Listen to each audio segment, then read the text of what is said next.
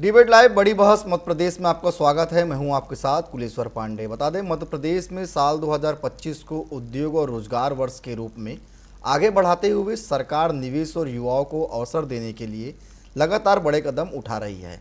एक तरफ industrial conclave और निवेश रोड शो के जरिए देश विदेश के उद्योगपतियों को मध्य प्रदेश बुलाया जा रहा है, तो दूसरी तरफ मुख्यमंत्री young intern for good governance program के जरिए युवाओं को सीधे शासन व्यवस्था से जोड़ने की पहल की गई है।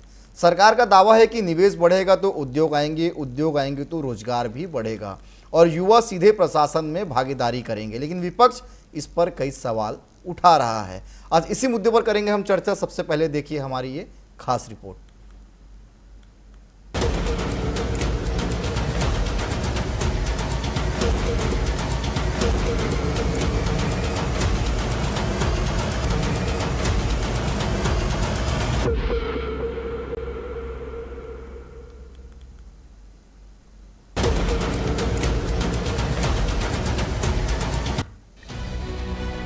मध्य प्रदेश में युवाओं को शासन से जोड़ने और रोजगार के नए अवसर पैदा करने के लिए मुख्यमंत्री डॉक्टर मोहन यादव ने एक नई पहल शुरू की है। मुख्यमंत्री young intern for good governance program. इस योजना के तहत प्रदेश के हर ब्लॉक से 15 युवाओं का चयन किया जाएगा, जो सरकारी योजनाओं की जमीनी हकीकत का अध्ययन करेंगे। इन युवाओं को 1 वर्ष के लिए इंटर्न के रूप में रखा जाएगा और उन्हें हर महीने मानदेय भी मिलेगा। सरकार का कहना है कि इससे युवाओं को प्रशासनिक अनुभव मिलेगा और योजनाओं की मॉनिटरिंग भी मजबूत होगी। मुख्यमंत्री young interns for good governance program CMYIGGP, chief minister young intern for good governance program. इसमें भोपाल में मॉनिटरिंग का पूरा रहेगा, जो अटल बिहारी सुशासन संस्थान है उसके माध्यम से इसको संचालन किया जाएगा और हर ब्लॉक में मध्य प्रदेश के 15 युवाओं को इसमें चयन किया जाएगा और 1 साल के लिए उन्हें रखा जाएगा और 1 साल और 3 साल तक ये योजना की निरंतरता रहेगी। युवाओं के लिए अवसर बढ़ाने के साथ साथ सरकार ने निवेश आकर्षित करने पर भी जोर दिया है। प्रदेश में लगातार इंडस्ट्रियल कॉन्क्लेव, निवेश रोड शो और उद्योग समिट आयोजित किए जा रहे हैं ताकि नए उद्योग स्थापित हों और रोजगार बढ़े। इसी कड़ी में टेक ग्रोथ कॉन्क्लेव, निवेश बैठकें और औद्योगिक समिट के जरिए हजारों करोड़ के निवेश प्रस्ताव सामने आए हैं। इन निवेश प्रस्तावों से हजारों युवाओं को रोजगार मिलने की संभावना जताई जा रही है। इसमें उन युवाओं के माध्यम से डिजिटाइजेशन के माध्यम से सारे आंकड़े एकत्र किए जाएंगे, वर्तमान योजनाओं के भी, और उसका असर क्या है, सामाजिक असर और जो इम्पैक्ट क्या है उसके बारे में स्टडी करने के लिए आंकड़े भी उपलब्ध होंगे। कौन सी शासन की योजनाओं में क्या दिक्कतें आ रही है वह फीडबैक भी मिलेगा। परंतु सबसे महत्वपूर्ण है, इसमें जो 15 युवा हम जोड़ेंगे वे स्थानीय युवा रहेंगे। उन क्षेत्र के जो युवा हैं जिलों के, उन्हीं युवाओं को इसके अंदर जोड़ेंगे।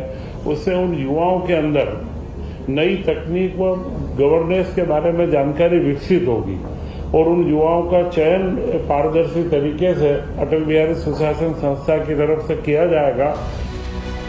हालांकि विपक्ष का कहना है कि सरकार को ये भी सुनिश्चित करना चाहिए कि इन योजनाओं से युवाओं को स्थायी और गुणवत्तापूर्ण रोजगार मिले। कांग्रेस का सवाल है कि क्या इंटर्नशिप के बाद युवाओं के लिए रोजगार की ठोस व्यवस्था होगी या ये केवल अस्थायी अवसर बनकर रह जाएगा।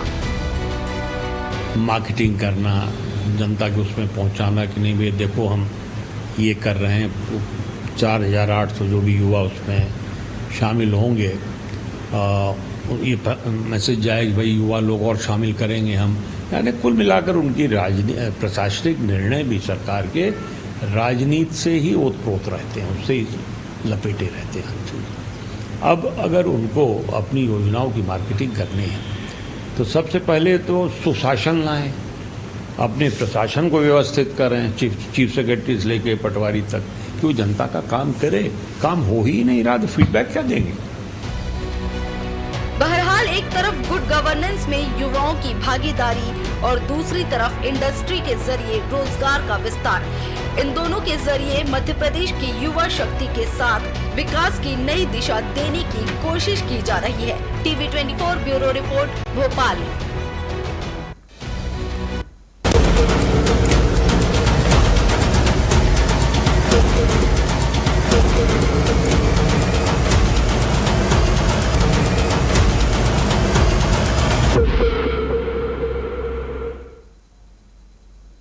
तो मध्य प्रदेश सरकार लगातार जो बेरोजगार युवा है उनको रोजगार देने की दिशा में लगातार काम करी और उनकी सोच है कि जो मध्य प्रदेश में युवा हैं उनको रोजगार जल्द से जल्द मिल पाए। इसी दिशा में कई कार्यक्रम भी मध्य प्रदेश की सरकार चला रही है। तो चलिए इसी पर हम करेंगे चर्चा। हमारे साथ तीन बेहद खास मेहमान जुड़ चुके हैं। ब्रजगोपाल लोहिया जी हैं, बीजेपी प्रवक्ता, स्वागत करता हूँ मैं उनका। अंबिका शर्मा जी है, कांग्रेस के प्रवक्ता, उनका भी स्वागत करता हूँ। के साइनी जी है हमारे साथ, वरिष्ठ पत्रकार, उनका भी स्वागत करता हूँ। के साइनी जी, सबसे पहला सवाल मेरा आप ही से है। देखिए, बेरोजगारी जो है आज युवा के सर पे एक बोझ जैसा, आज पढ़े लिखे युवा भी जो है बेरोजगारी का बोझ ढो रहे हैं क्योंकि एक अच्छा रोजगार उनके सामने नहीं मिल रहा है। सरकार जो कि कार्यक्रम चला रही है मध्य प्रदेश में, क्या इससे जो बेरोजगारी दर है मध्य प्रदेश का वो कम होगा? क्या इन युवाओं को स्थानीय स्तर पर काम मिल पाएगा?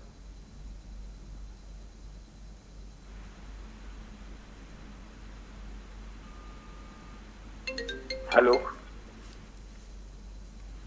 चलिए ठीक है, वरिष्ठ पत्रकार से अभी संपर्क नहीं हो पा रहा है। मैं सीधा ब्रजगोपाल लोहिया जी के पास जाऊंगा। ब्रज जी, सरकार जो है कार्यक्रम चला रही है ताकि युवाओं को रोजगार मिल सके और युवा अपने भविष्य को एक अच्छी दिशा में ले जा सके, लेकिन सर क्या इससे स्थानीय स्तर पर जो है इनको रोजगार मिल पाएगा? नहीं, पहले इसको दो शब्द आपके थोड़े से पृथक करें जी एक तो ये पृथक करें कि ये रोजगार के लिए हमने किया है जी। मूल विषय ये है कि जब उस नवयुवक को, नवयुवती को रोजगार प्राप्त होगा उसके पहले वो उसके लिए ट्रेंड हो। 1 वर्ष का इंटर्नशिप का पीरियड होगा जिसके दौरान वो सरकार के सभी तरह के जितने भी सरकारी की योजनाओं का क्रियान्वयन होता है उन क्रियान्वयन की जानकारी सरकार तक पहुंचाए और इसके एवज में सरकार उन्हें 10,000 का मानदेय देगी। जिस तरह से स्टाइपेंड दिया जाता है जब एक हमारा स्किल होता है, हमारा एक बेटा बेटी नौजवान, तो ये उसके स्किल को बढ़ाना है। हम इस तरह के कई तरह के नवाचार कर रहे हैं। BSW है, bachelor in social work, MSW है, मास्टर इन सोशल वर्क। ये उसी तरह का एक और नवाचार माननीय मुख्यमंत्री जी ने किया है और इसको केवल रोजगार अकेले से जोड़कर नहीं देखा जाना चाहिए बल्कि रोजगार के साथ साथ इससे भी जोड़कर आपको देखना होगा कि मध्य प्रदेश एक ऐसा राज्य है जो अपने योजनाओं के क्रियान्वयन की जानकारी के लिए एक माध्यम नया तय कर रहा है कि सरकारी विभाग हैं वो जो निर्माण के काम कर रहे हैं, जो केंद्र सरकार की योजनाएं हैं, जो राज्य सरकार की योजनाएं हैं, जो जन कल्याणकारी योजनाएं हैं, उनका लाभ उस व्यक्ति को वास्तव में मिल पा रहा है या नहीं मिल पा रहा है। तो सभी तरह के विकास कार्य और जन कल्याण के कार्यों पर और सतत निगरानी हो सके और उसके साथ साथ हम एक युवा को इसके लिए प्रशिक्षित भी कर सकें कि वो आगे आने वाले समय में सरकार के साथ काम करना सीखें कि किस तरह सरकार काम करती है।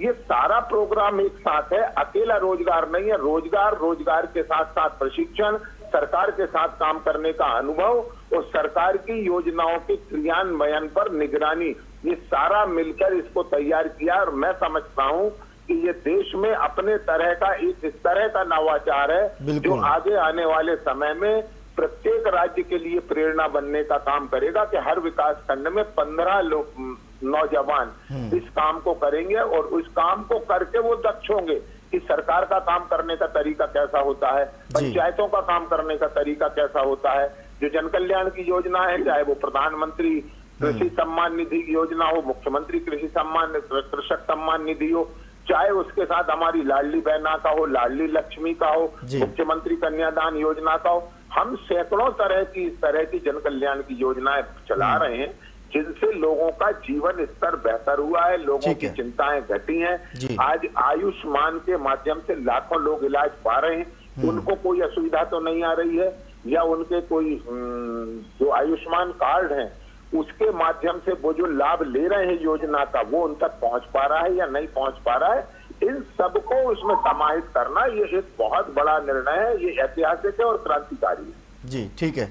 अंबिका जी देखिए, सरकार तो नवाचार कर रही है और जो युवा है उनका पहले बेस मजबूत किया जा रहा है ताकि आगे जब वो तैयार हो जाए तो उनको एक अच्छा सा जो है नौकरी भी मिल जाए। तो सर इसमें कहाँ पर आपको कमी दिखती है और क्या आप लोगों के पास कोई ठोस विकल्प, ऐसी योजना है जो आप बता पाएंगे बीजेपी को? जी जी जी, देखिए इनका जब सत्ता में शुभागमन हुआ था नहीं, आज से 22-23 साल पहले जी, उस समय को जो युवा 30 साल का था वो आज 52-53 साल का हो गया।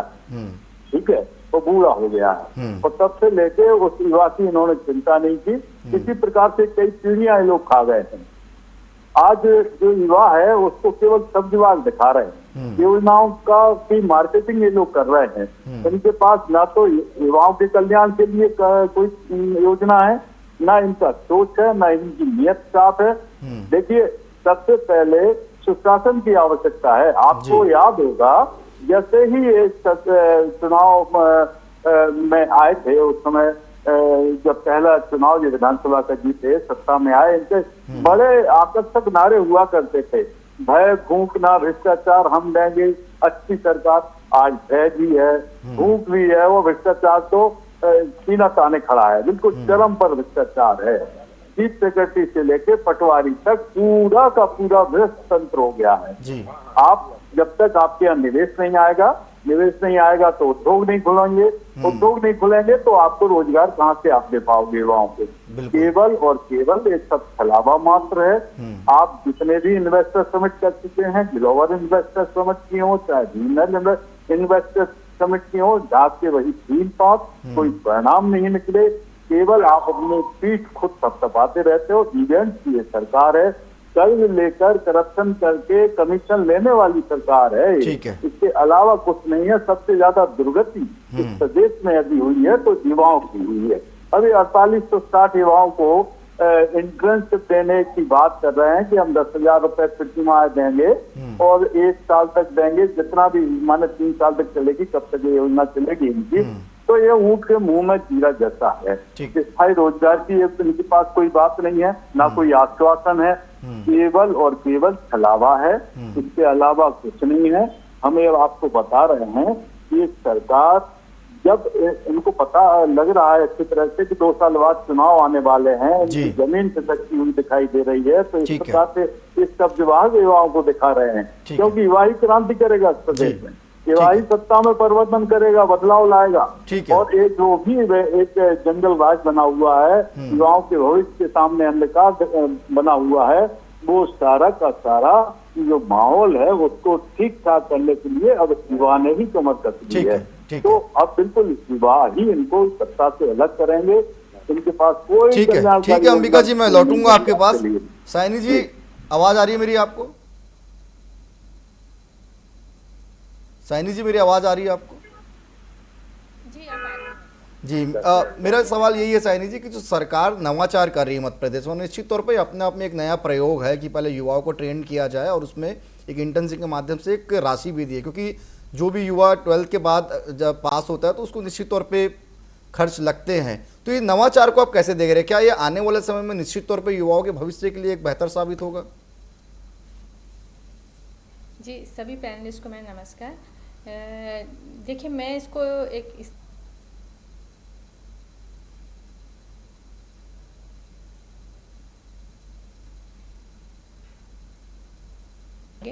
और उनको निश्चित तौर पे 10,000 भी देंगे, लेकिन जैसे अभी कांग्रेस के प्रवक्ता ने भी कहा, ये ऊंट के मुंह में जीरा के बराबर है। हमारे यहाँ जो बेरोजगारी का जो लेवल है बहुत हाई है। अगर हम मान भी लें कि सबको दे देंगे तो कितना होगा? 4, 4.5, 5,000 युवाओं को नौकरी मिलेगी। नौकरी भी नहीं कह सकते, ये एक मतलब इंटर्नशिप है और ये कोई परमानेंट जॉब तो नहीं है। तो युवाओं का जहाँ तक सवाल है, तो हमें इंडस्ट्रियलाइजेशन करना पड़ेगा, मध्य प्रदेश में उद्योग को लाना पड़ेगा और उद्योग आने से ही रोजगार का समस्या हल होगी। इससे तो समस्या समस्या नहीं हल। हाँ, निश्चित तौर पे इस तरह के जो अगर प्रयास करते हैं तो सरकार जो योजनाएं लाती है उसकी मॉनिटरिंग करने में सरकार को मदद होगी। ये एक एडमिनिस्ट्रेटिव तौर पे बहुत अच्छा एक प्रयास होगा, क्योंकि सरकार जब भी योजनाएं बनाती है सबसे मुश्किल जो एक पड़ाव होता है वो उसको इम्प्लीमेंट करना होता है, और एक फीडबैक नहीं मिलता सरकार के पास, एक अनबायस्ड फीडबैक नहीं मिलता है।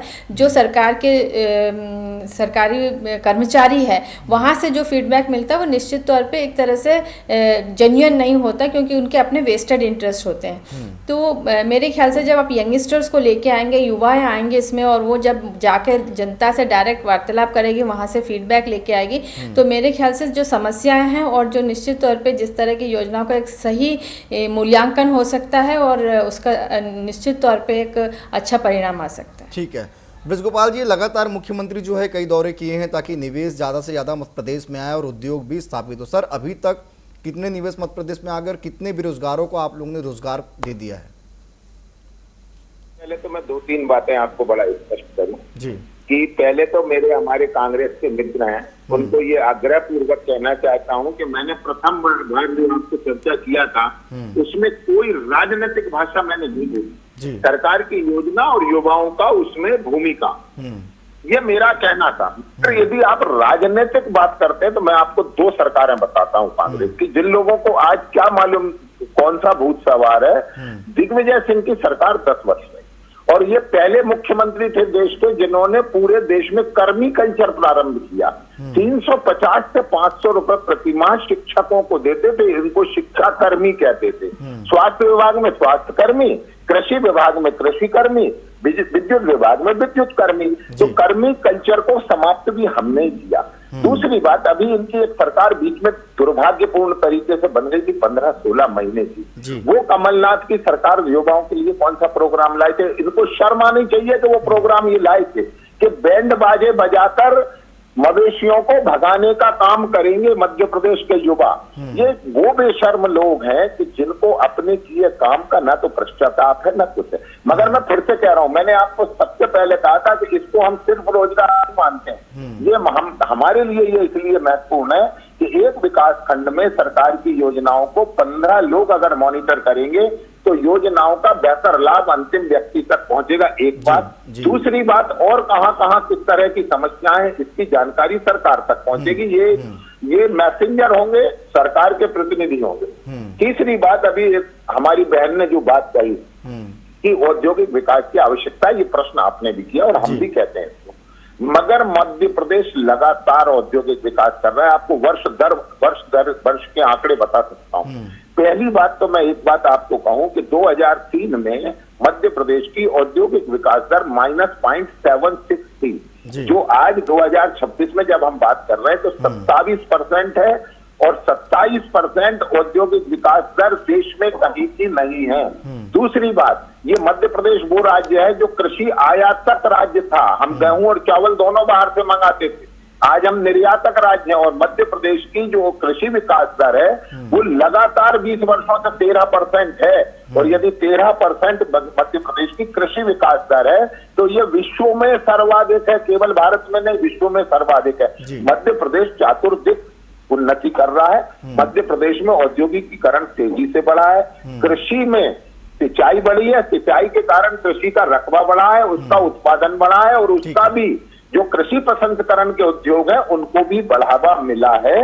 तो मध्य प्रदेश की सरकार ने जो प्रयत्न किए हैं वो फलीभूत हो रहे हैं। आज मध्य प्रदेश की बिजली से दिल्ली की मेट्रो चलती है। आज मध्य प्रदेश के कटनी में खनन करने के लिए मुंबई की कंपनी आ रही है जो सोने और चांदी और कॉपर का खनन करेगी।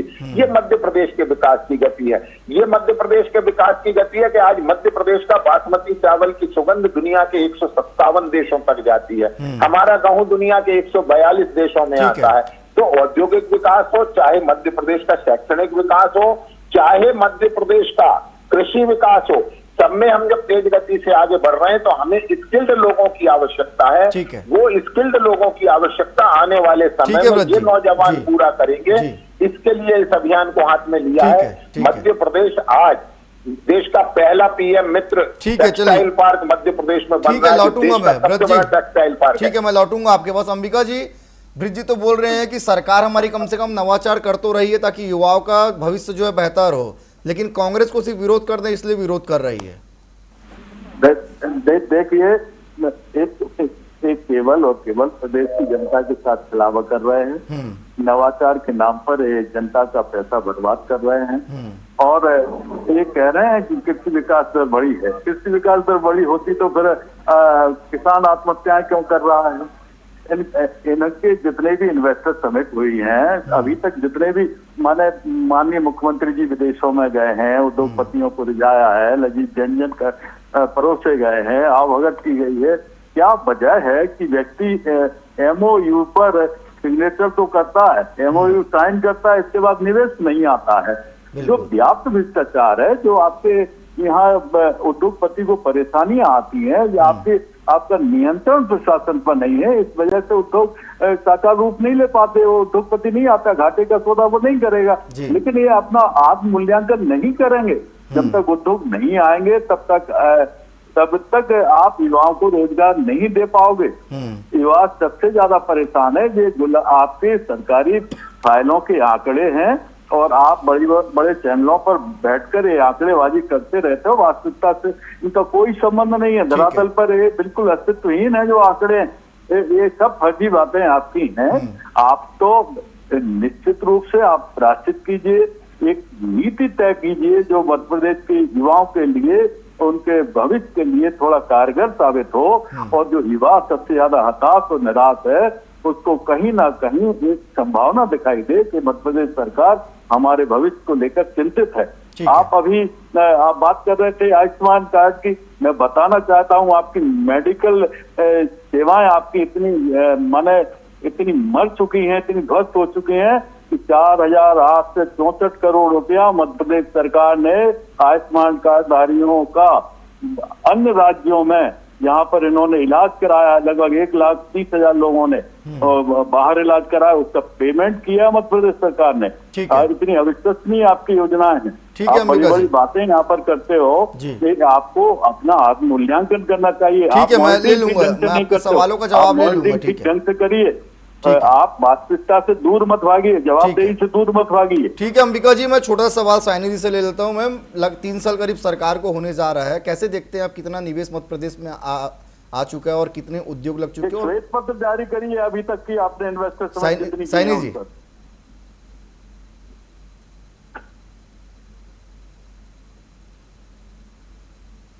साइनी जी, मेरी आवाज आ रही है आपको?